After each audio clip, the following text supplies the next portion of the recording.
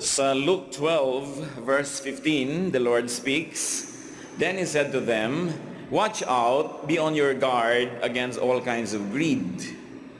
A man's life does not consist in the abundance of his possessions." Napaka magandang warning ito sapagkat totoong-totoo nangyayari ang mga tao, they become greedy, they forget what's really and truly important. And the Lord says, you know, what really counts is not how much you have, not what you have. It's not really the point. That life is not in abundance of things. Hindi nandun ang buhay, hindi yun ang kahulugan ng buhay, at hindi nabubuhay para dun. That life is not in getting what one wants. Bakit nagiging problema po to get what one wants? Because often we sacrifice our ideals, we sacrifice our relationships, we sacrifice our morality just to get what we want. So life is not in having one's way. Kasi pagka gusto natin makuha lahat ang ating hinihingi, minimithi, hinahangad, gusto natin, paraan lang natin na umiral, tayo lang ang masunod, yung gusto lang natin ang mangyari. In other words, life is not in the abundance of things, not in getting what one wants, but in feelings. Yung damdamin. Hindi natin ito nabibigyan ng halaga, mga kapatid. Kaya siguro maraming taong may sakit. Kaya maraming naiimbento ngayon at lumalabas ang mga bagong sakit. Sapagkat ang palala ng palala ang pag-ignore ng mga tao doon sa kanilang damdamin, sa kanilang kalooban. Proverbs 15:17, "Better a meal of vegetables where there is love than a fattened calf with hatred." Nung araw po, ina-equate yung vegetable as pagkain na mahirap at saka yung karne, pagkain ng mayaman. Up to a point, hanggang ngayon din naman, totoo, lalo sa mga mahihirap na bansa. Although it has changed because now informed people would rather eat lots of vegetable than meat or red meat. Pero ang idea dito, sabi, mas mabuti pa kumakain ka na lang nung pagkain pang mahirap kaysa maluho ang kinakain mo pero nakakainisa naman kayo nung kasalo mo. So it's not the food. It's the loving feeling. So what's important there is the feeling while eating, not what is being eaten. Sabi, better a meal of vegetables where there is love. Bakit ginagawang gano'n ng comparison? Madalas kasi ang mga tao magkaroon lang ng fattened calf. Masarap na pagkain, maluhong buhay, nagkakalayo-layo ang mga loob. Nagkakaroon na sila ng pagkakahiwa-hiwalay, competition, wala nang masyadong bonding, wala nang masyadong magandang relasyon kasi puro pagkita ng pera ang inaasikaso para masarap ang makain.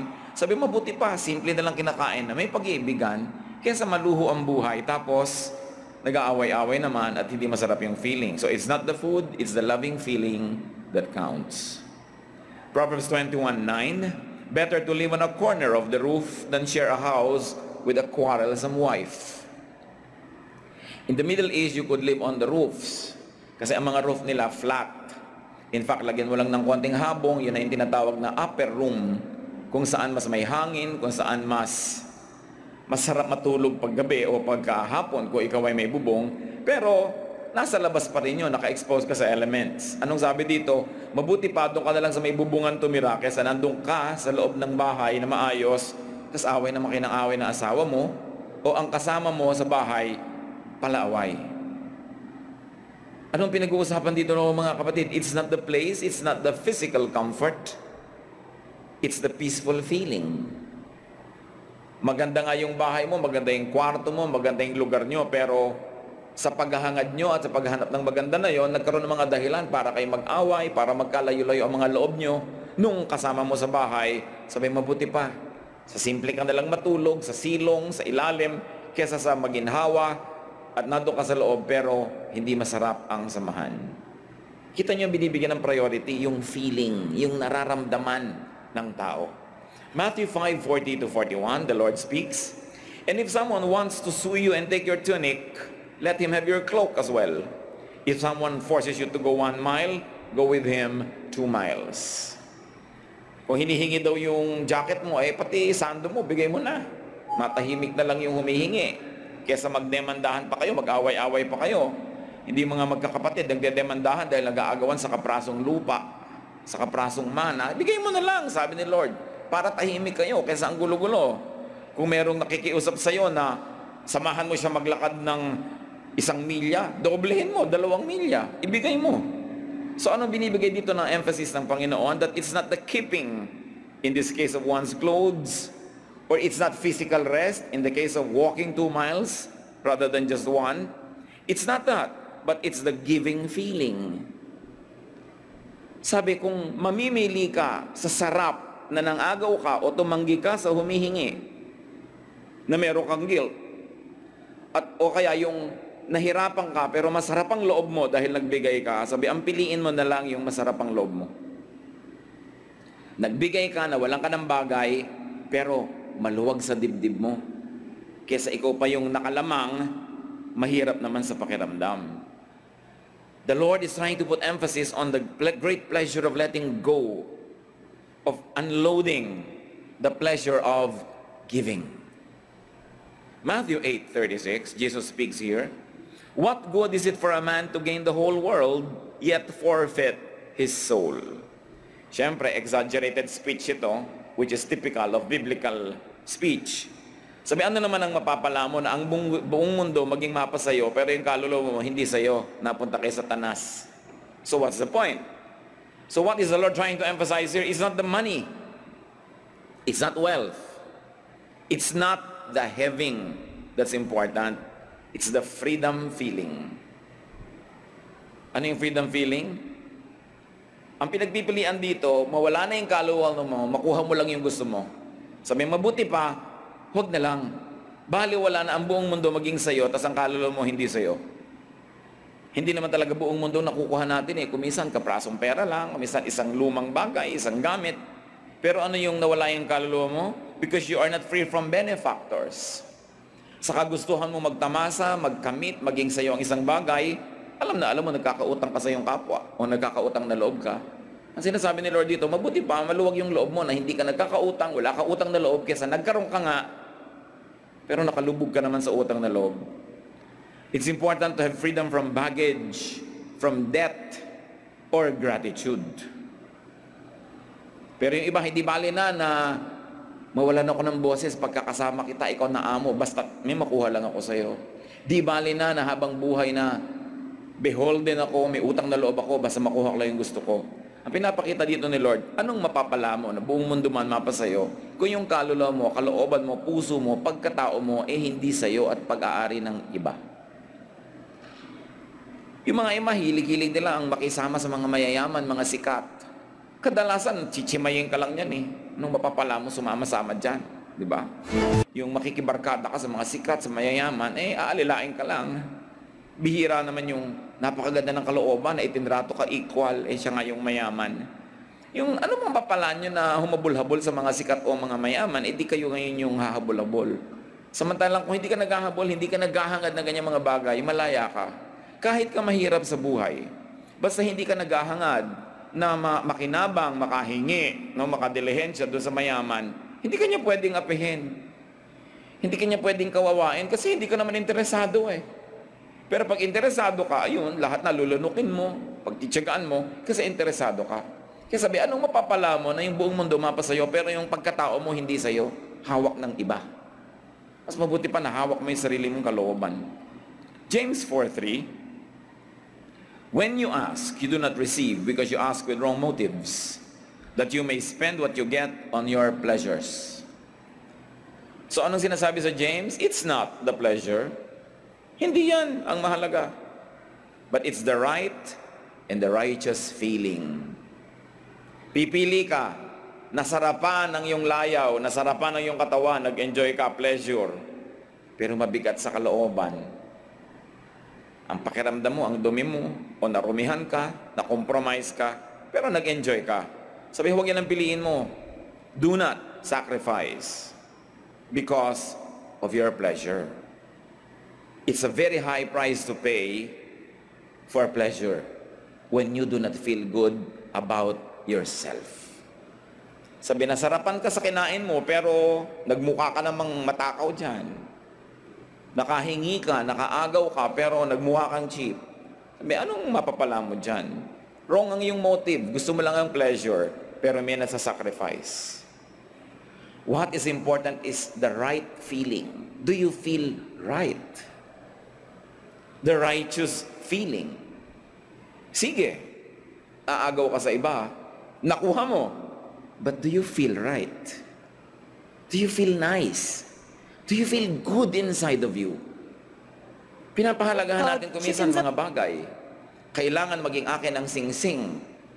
Mga singsing ni nanay na ang luma-luma na, pinag-aagawan pa ng magkakapatid. No? Kailangan maging akin ang piano, maging akin ang bahay. Hindi bali na nahihiya ako ng konti, lululunin ko na lang hiya ko. Hindi bali na medyo talaga nagigilty ako, di bali na, basta nakuha ko lang.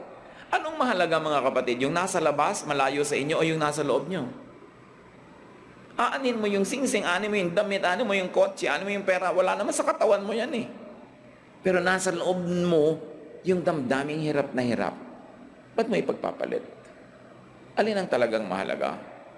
Unrighteous or sinful pleasure means guilt. Guilt. Guilt is cancerous. Yung may dala-dala ka na mabigat sa budhi, mabigat sa loob, bakit mo dadalhin? Para lamang sa pera? Para lamang sa bagay? Para lamang manalo ka? Alam mo na nandaya ka, tas nanalo ka. So masaya yung feeling mo na nanalo ka, pero sa loob mo, may nagdurugo, may nasasaktan. Tao ka eh. Hindi ka pwedeng gumawa ng mali na walang mararamdamang masakit. Minsan we ignore na lang. Namamanhid na tayo, nagmamanhid-manhidan, pero umiiyak pa rin ang puso mo pag gumagawa ka ng mali. Kahit sa pang-ibabaw, mukha kang panalo. Guilt can make you sick. And many people will rather rather. So what do you get out of this when you hurt your own soul? Matthew 4:8-10. Again, the devil took him, meaning the Lord Jesus, to a very high mountain and showed him all the kingdoms of the world and their splendor. All this I will give you, he said, if you will bow down and worship me. Jesus said to him, away from me, Satan. Ibinibigay ni Satanas kay Jesus ang lahat ng kaharian. Magiging hari siya, magiging makapangyarihan. He will be king and powerful. Pero sabi niya, umalis-alis ka sa harap ko. What is Jesus teaching us? It's not the power. Hindi yun ang point ng buhay. It is the freedom from kingship and governance and administration. It is the freedom from indebtedness to Satan or to evil. It is the freedom from the guilt of unrighteous acquisition. What is so unrighteous about that? Tatanggapin mo maging king ka of all the kingdoms, pero ang nagbigay sa iyo ng power si Satan. It is an acquisition, but it is an unrighteous one. Maling paraan ng pagkakamkam, maling paraan ng pagkakaroon. At sabi ni Lord, umalis-alis ka sa akin. Hindi mahalaga na magkaroon ng kapangyarihan kung ang pagkuha naman ito ay galing sa mali. So ang mahalaga pa rin nun, kalooban kaysa sa iyong kapangyarihan na pwede mong hawakan. And yet sa kapangyarihan lang sa mga opisina, kung sino ang mapopromote, kung sino ang magkakaroon ng increase, sa politics, patayan dito, patayan doon, siraan para sa kapangyarihan. Pero yung matutulog ka, dala-dala ng budhi mo. Ang hirap dahil alam mo may ginawa ka mali. Sabi niya, umalis ka sa akin. Temptation yan. Pampagulo lang yan, hindi yan ang kailangan sa buhay. Matthew 4:2-4.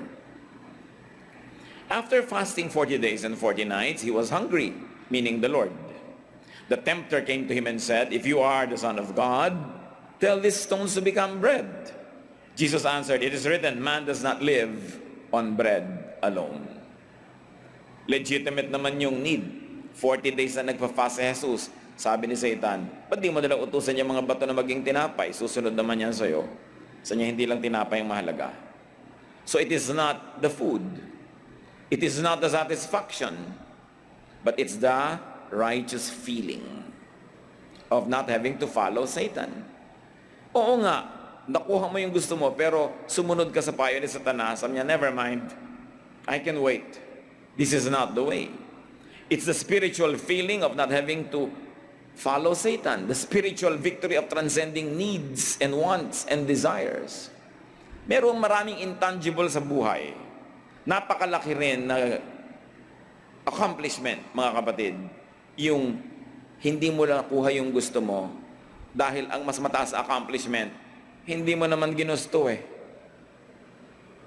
Sino ang mas masaya? Yung nakuha yung gusto niya o yung hindi naman siya nagkagusto? So na hindi siya nagpagod. So it's not only getting what you want, but choosing what you want in life. Choosing what you'll allow to become your master, that you're going to just to get it.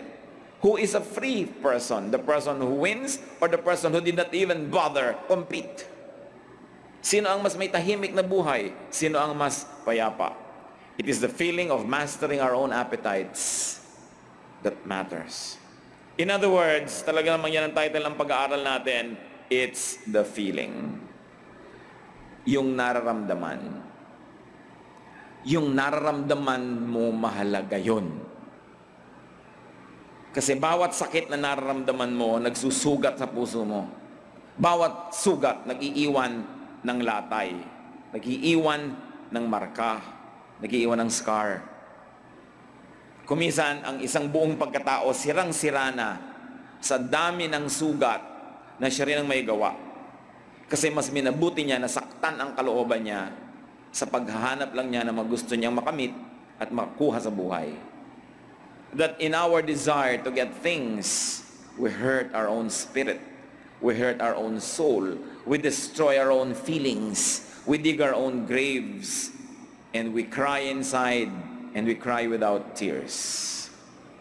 Kahit anong pagpipigil natin at pagpapanggap, tayo yung mga tao nilikha sa konsyensya. Pero kumisan sa pagkakahangad natin ng maraming bagay, hindi natin pinapansin ang konsyensya. Yung konsensyang nasa loob, kakambal ng espiritu mo, sinusugatan mo para kumuha ka lang ng ginto o kumuha ka lang ng pera, bad trade, bad arithmetic. What's the gain in having and enjoying things when one's feelings or heart or soul suffers? Ganon din, kuminsan ang mga tao, gustong-gusto mo halimbawa na makipagmabutihan sa isang tao, pero ayaw ng pride mo. So sinasaktan mo na lang yung sarili mo, tinitiis mo na lang yun, samantalang mas masaya ka kung maganda ang inyong samahan. Mga samahan nyo sa office, samahan nyo sa bahay, samahan nyo sa kung saan man. But why do we hurt ourselves? Because people can be proud. We must value our heart, which is really a symbol of our essence, of our soul, because the heart, the soul is the center of one's essence. Yan talaga ang sentro ng ating pagkatao, yung ating spirito, yung ating kaluluwa, na siyang nasasaktan, nasusugatan, narurumihan, nalulungkot, tuwing hindi tayo nakikinig sa tama, sa katwiran. Nehemiah 2:2, si King Artaxerxes, tinanong niya ang propetang si Nehemiah na bihag niya pero trusted niya na opisyal sa kanyang court. Why does your face look so sad when you are not ill? This can be nothing but sadness of heart. Sabi niya, hindi ka naman may sakit, wala kang sakit, malusog ka, pero ba't ganyan ang mukha mo? Wala nang ibang dahilan yan, kundi yung kalooban mo. Nalulungkot, matamlay ang iyong loob. Because the face, which is physical, reflects the soul, which is spiritual. Makikita mo sa mukha ang saya at lungkot. Bakit ganon? Yung mga facial muscles mo may sinusunod. Kita mo ang lungkot kahit nakangiti, kahit nagsasaya-sayahan. Kita mo sa mata ang lungkot. Sabi, malungkot ka. Malusog ka, wala kang sakit, pero may sakit ang kalooban mo. Bakit? At yun ang tanong natin mga kapatid, may sakit ba ang mga kalooban natin? Ang napapansin lang natin yung physical na sakit. Masakit ang ulo ko, masakit ang paa ko, masakit ang likod ko, masakit ang batok ko, uminom ng gamot, magpo-opera, pumunta sa doktor. May mas malalang sakit tayo sakit ng kalooban. Kaya maraming mga tao nawawalan ng halaga ang maraming bagay kasi sira ang kalooban. Yung kalooban natin, it is the temple of the Holy Spirit. 1 Corinthians 6:19, do you not know that your body is a temple of the Holy Spirit who is in you? But really, it's not the body that is the temple of the Holy Spirit, but our spirit that lives in this body.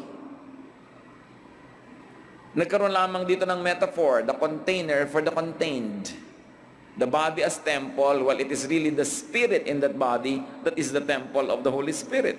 Why? Because God does not unite with our body. God unites with our spirit. The Spirit of God unites with the spirit of man. Romans 8:16, the Spirit Himself testifies with our spirit. Diyos, yung espiritu natin, hindi yung katawan. Ang katumbas niya, yung espiritu natin.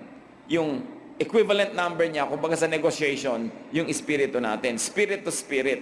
What will happen with your dealings with God when your spirit is damaged? When your spirit ay nakatali, tinatali ng mga kasalanan, ng mga pagiging makasarili.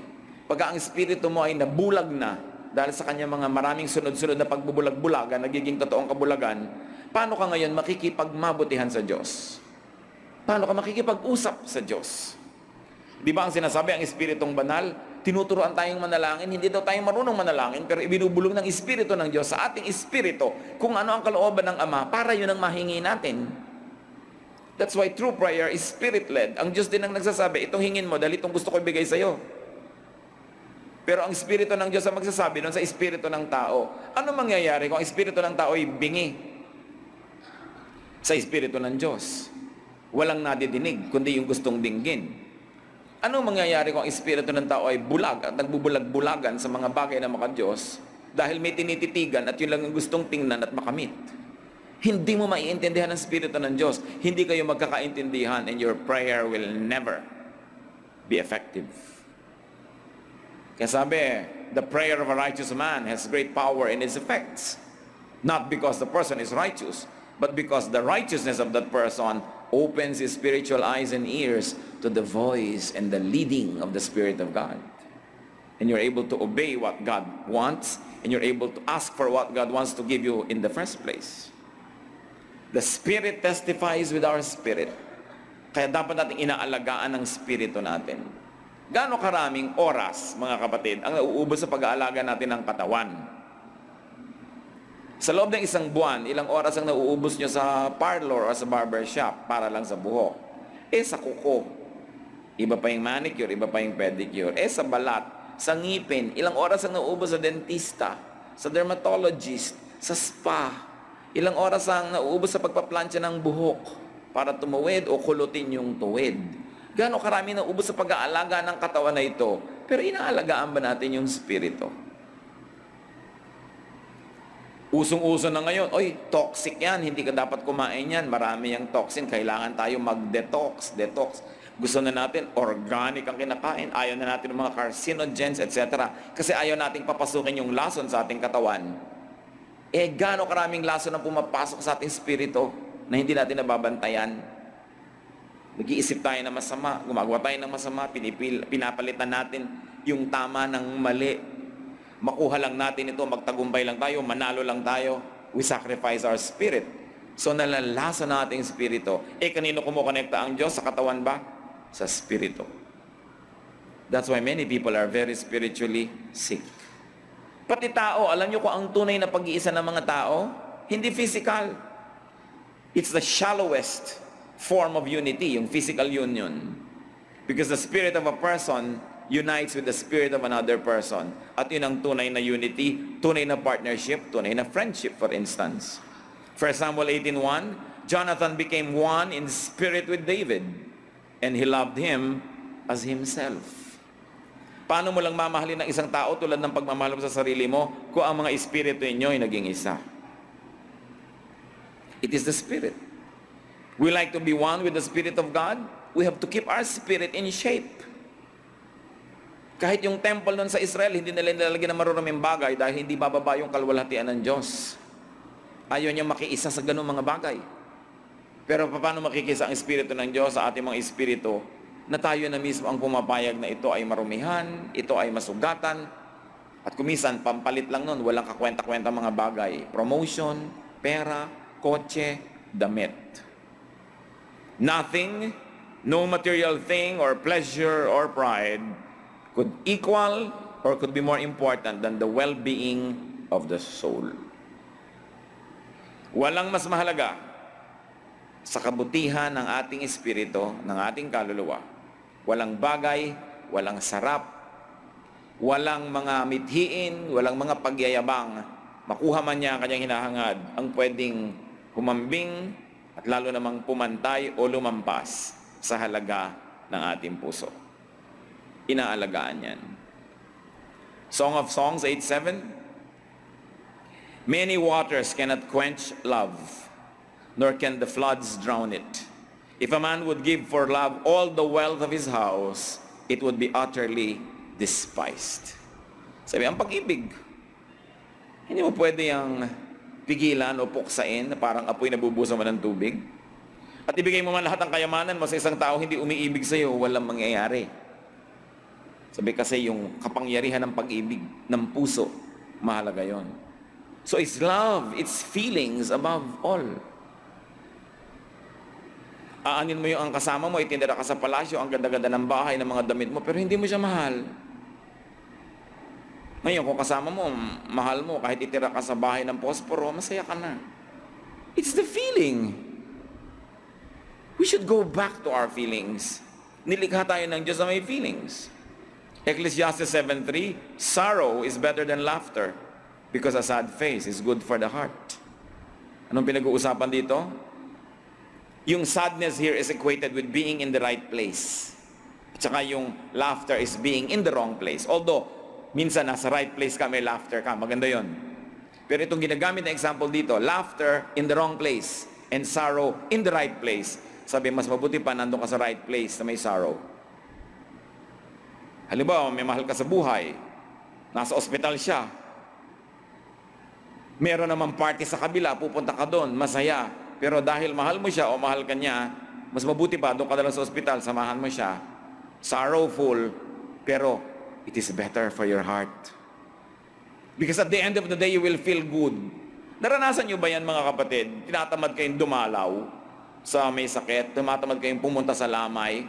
Pero nung pauwi na kayo, tuwan-tuwa kayo, ay salamat ginawa ko, I feel good na ginawa ko. Pero kasi sinunod din nyo yung katamaran nyo na huwag ka nalang pumunta, marami ka pa ibang gagawin. Yung hindi ka nga pumunta, meron kang guilt eh. Tapos pag nakita mo yung may sakit, alam mo, dadalawin kita nun eh. Anong dadalawin eh? Hindi naman kita nakita. Bahala ko nang dalawin ka eh, lumabas ka lang agad.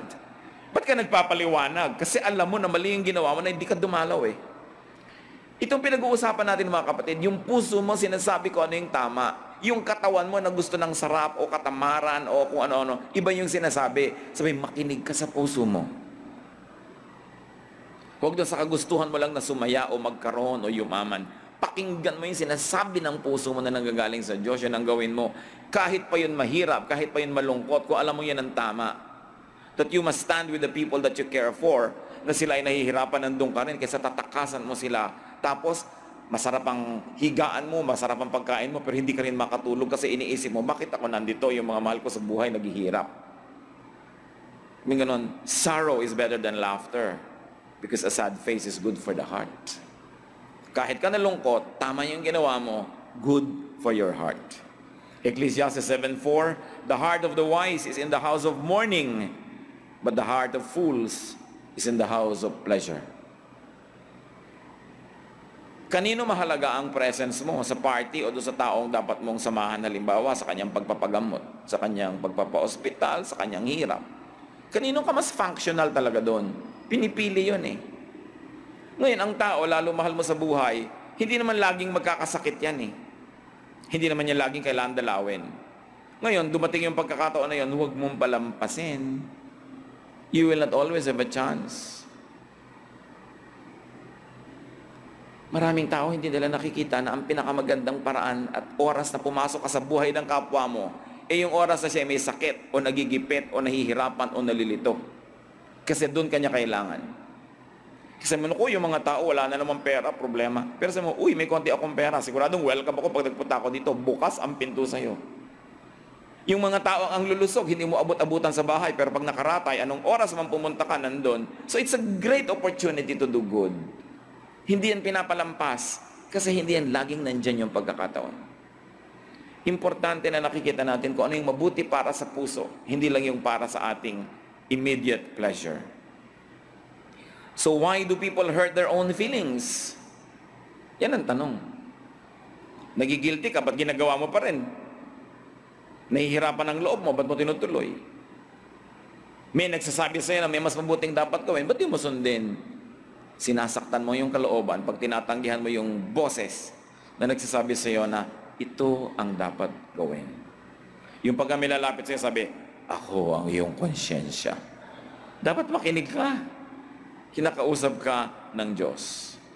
Brothers and sisters, do not harm your soul. Do not harm your feelings just because of and for material things or pleasure or pride. Anong gagawin sa'yo ng pride? Wala, papalungkotin ka lang yan. Tapos guilt pa rin yung kasunod. It's not worth it. Hindi yan worth it. Sayang lang. Prioritize your feelings above all. Or above all ungodly things. Ano ba yung nagpapasaya sa'yo na hindi naman masama? Gawin. Ecclesiastes 11:9, be happy and follow the ways of your heart. Sundin mo yung sinasabi sa'yo ng puso mo, basta't hindi masama. Sundin mo. Prioritize your feelings above many, many things. Do not grieve your heart.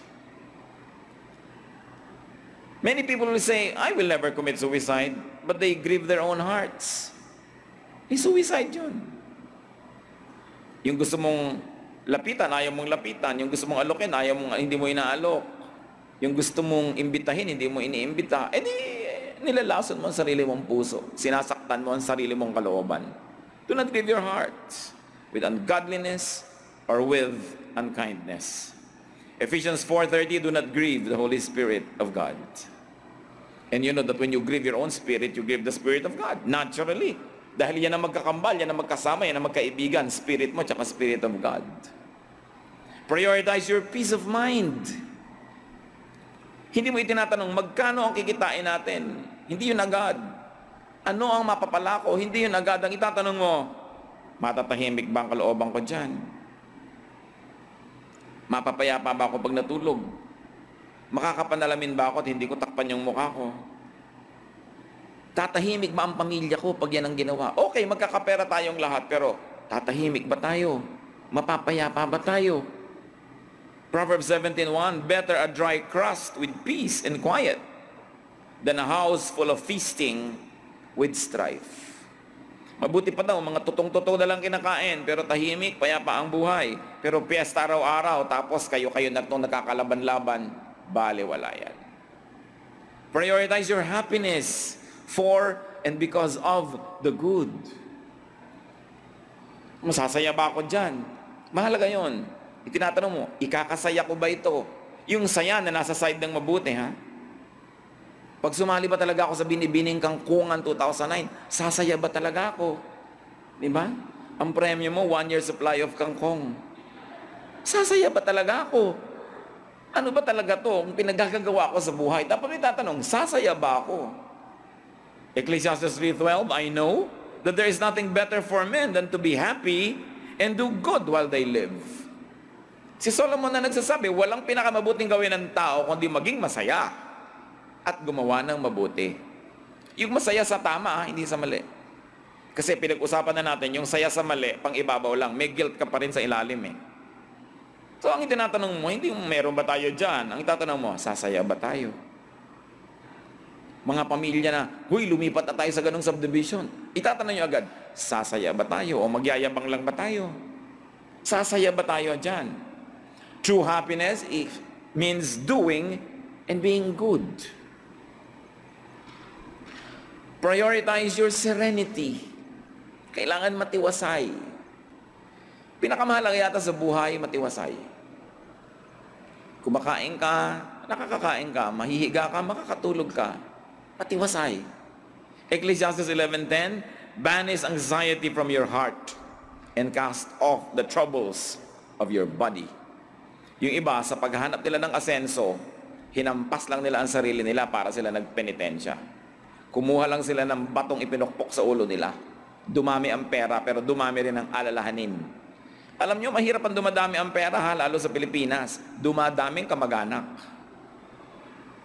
So dumami yung pera mo ng 10, yung kamag-anak mo naging 20, ang ending wala ka pa rin, galit pa rin sila sa'yo. No? Hindi laging nakakabuti yan. Huwag tayong magpadala sa mga values ng mundo na more is more. In many cases, more is less. Aanin natin ang salita ng Diyos kung hindi natin i-apply sa buhay. Kailangan umahanap tayo ng personal na application talaga niyan. Nakakapagpagulo, nakakapagpahirap ng buhay yung masyadong maraming hinahangad. Prioritize also your restfulness. Napapahinga ka dapat. Nilikha ng Diyos ang gabi para itulog. May Sabbath. Gusto ng Diyos ang tao nagpapahinga. Psalm 116:7, be at rest once more, O my soul, for the Lord has been good to you. But do you find rest? Do you give rest to yourself? Ang hinahabol mo mga pangarap, kahit na hinahabol mo talaga yan, pero nakakapagpahinga ka ba naman? Importante. We should challenge ourselves, brothers and sisters. What do you do? Or what do you think of that spoils or damages or grieves your feelings? Ito na yung heart of the matter. Ano mga pinag-iisip nyo, ginagawa na sumasakit sa sarili nyong kalooban? Dapat tigilan. Dapat huwag gawin. Marami tayong ginagawa na ang sinasaktan natin, sarili natin. Pero kung minsan, sa kagustuhan nating saktan ng kapwa, kahit nasasaktan din tayo kasabay, pwede na rin. Parang may ipis ka sa noo, binaril mo yung ipis. Di bali nang nabutas ang noo mo. Hindi ka naman pwedeng manakit ng mga mahal mo sa buhay na hindi ka rin masasaktan eh. So ba't ginagawa? Patuloy at patuloy ginagawa. Kahit na nakababad ka na sa Biblia, ginagawa pa rin. Matitigas kasi ulo ng tao. Who always and who generally hurts your feelings. Isipin nyo rin yun. May mga tao ba sa mundo nyo na wala nang ginawa kundi saktan kayo? O kaya wala nang ginawa o madalas ang ginagawa, nasasaktan kayo? Avoid vexations. The Arabs have a saying, close the door that brings in the draft. Bakit nyo laging e-entertainin sa buhay nyo yung mga taong laging nananakit sa inyo? Para kayo nagpapakamatay nun. Di kayo minamahal, huwag niyong mahalin. Yung pagpipilitan sa sarili nyo. Puro sama ng loob ang ibibigay sa'yo, dapat mong putulin. Kailangan marunong ka maglagay ng hangganan. Hanggang dito mo lang ko pwedeng saktan. Hanggang dito mo lang ko pwedeng abusuhin. Hanggang dito mo lang ko pwedeng sugatan. Lampas dito, hindi na pwede. Kasi holy ground na to. This is the ground of the Spirit of God. This is sacred. My dignity as a person is sacred. I care for you, I love you, I will sacrifice for you, pero mahangganan ang papayagan ko na pagtapak mo sa mukha ko. Kasi ako'y tao na nilikha ng Diyos sa wangis niya. Dapat may paggalang ako. At kung hindi mo ko igagalang, tatalikuran kita. Bakit ako papabasto sa'yo? Ba't mo papayagan na laging may nananakit sa'yo? Dapat tayo nag-iisip-isip ng mga ganyan. Avoid vexations. Avoid vexing persons. At ang isa pa pong challenge mga kapatid, baka naman tayo yung vexation. Baka naman tayo yung nananakit, ng damage lagi ng kapwa. Tigil-tigilan natin yan. You cannot hurt anybody without hurting the Spirit of God. Because the Spirit of God is one with the spirit of that person you're hurting. Kaya dapat tatlong iniisip natin. Sino ba nang papahirap lagi sa akin? Sumasakit ng damdamin ko, dapat lagyan ko ng hangganan. O baka ako yung nananakit, dapat lagyan ko ng hangganan ng sarili ko. At dapat nating isipin, ano bang paraan ng pag-iisip natin, ano bang mga habit natin, ano mga costumbres natin ang actually harmful to our hearts? Harmful to our conscience. Pag-isip-isipan ang mga bagay na ito. Aming Diyos sa langit, nagpapasuri kami. Nais namin, Panginoon, na magkaroon ng tahimik, payapa, masayang puso. Pakita mo sa amin kung kami nananakit mismo sa aming mga sarili. Pakita mo rin kung may nananakit sa amin na dapat na naming huwag payagan. At ipakita mo sa amin, Panginoon, kung kami mismo nananakit at dapat naming tigilan. Magbulay-bulay tayo sa ilang sandali, mga kapatid. Hayaan ang panahon ito maging panahon ng kaliwanagan, pag-isip, kalayaan, at tayo magkaroon ng kapangyarihang espiritual para ang ating puso, ang ating espiritu na bigay ng Diyos, tayo mismo makapag-alaga. Ama, sa ilang saglit, makipagniig ka po sa bawat isa sa amin, turuan mo kami ng mga practical application ng mga bagay na ito.